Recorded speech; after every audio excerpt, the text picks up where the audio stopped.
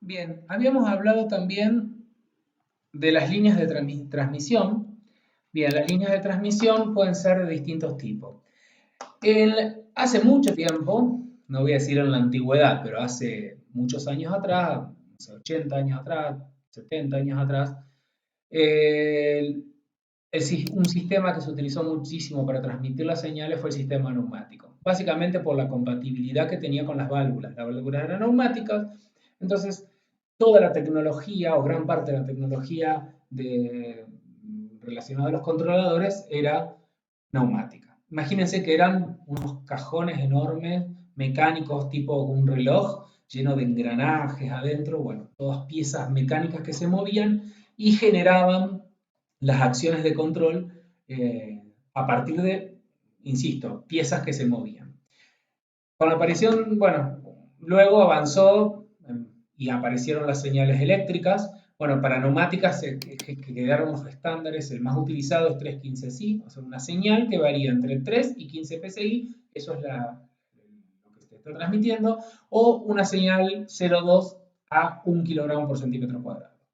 También existen señales eléctricas, que son las que hoy en día más se utilizan. Una de las más usadas es la 420 mA, que tiene la gran ventaja de que como es corriente y no voltaje, no hay caídas de corriente en una línea. No sé si ustedes recuerdan de Física 2 o de los servicios industriales, si yo tengo un cable, un conductor en el cual transmito, bueno, sí, transmito una corriente, digamos, el cable me ofrece una resistencia. Entonces, la diferencia de potencial entre los extremos es el que produce el movimiento de los electrones.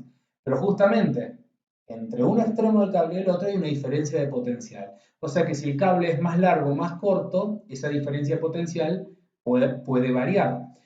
En cambio, la corriente es constante a lo largo de todo el conductor. Por ese motivo es que se utilizan las líneas de transmisión en corriente y no tanto en voltaje. Sobre todo cuando las líneas son largas, es siempre más conveniente utilizar la línea con el estándar 420 mA.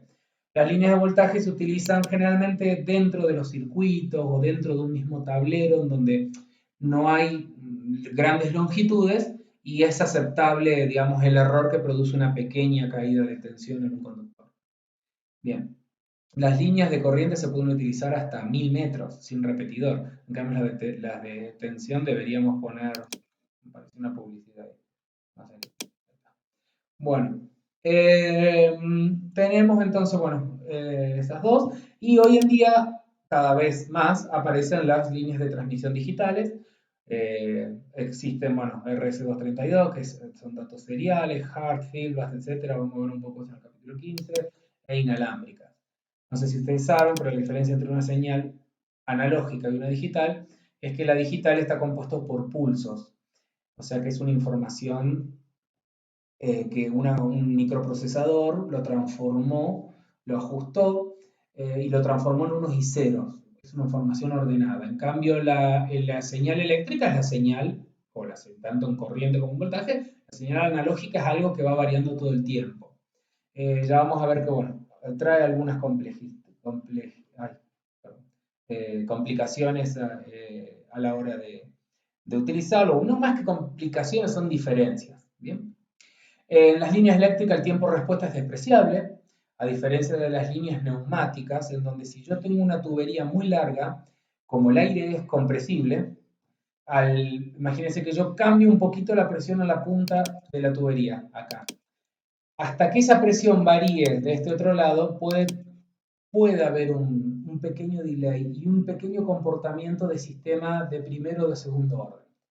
Por eso es que hoy en día las líneas de transmisión neumática se utilizan, por ejemplo, en la válvula, como les mencioné recién, desde el convertidor, que era este aparatito que estaba acá, desde este aparatito que está acá, hasta la válvula o acá, desde ahí hasta ahí. Ahí se usa el cañito, no tiene ni 15 centímetros ese.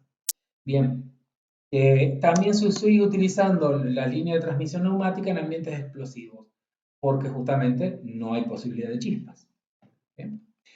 En términos generales, hoy en día, excepto que trabajemos con una línea neumática, podemos decir que la línea de transmisión no tiene dinámica, tiene un comportamiento instantáneo. Bueno, acá les muestro las fotos de algunos controladores, así el aspecto que tienen con los controladores más sencillos. Estos son casi todos, este es de temperatura. Y estos son generales. La apariencia es la misma. Este tamaño que tiene, no me acuerdo las medidas, creo que es 11 por 11 centímetros aproximadamente, en realidad está en pulgadas. Se llama, este es DIN el formato. Este que está acá se lo llama medio DIN porque justamente es la mitad del tamaño de este. Y este lo mismo, es la mitad pero horizontal de esta. Inclusive viene un cuarto de DIN, vienen unos controladores que son así cuadraditos, chiquititos, o sea, la mitad de una mitad. Este es medio DIN, tenemos cuarto DIN. Este es el aspecto más general. Tenemos este número que aparece en verde, es el valor que se está midiendo. O sea que si venimos acá, acá, lo que me estaría mostrando es esto en verde. Y el set point es el que suele aparecer abajo, en rojo. ¿Bien?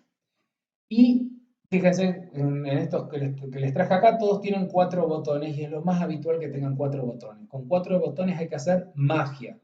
Es magia porque son un montón de menús a veces que tenés para entrar y la verdad que es un lío, tocas uno, bueno, eso ya cuando si algún día les toca configurar alguno tendrán que leer el manual, suele ser algo complejo.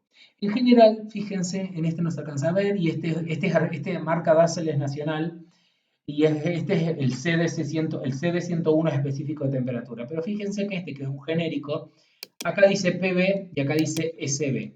Bueno, en general, o sí, sí, SB.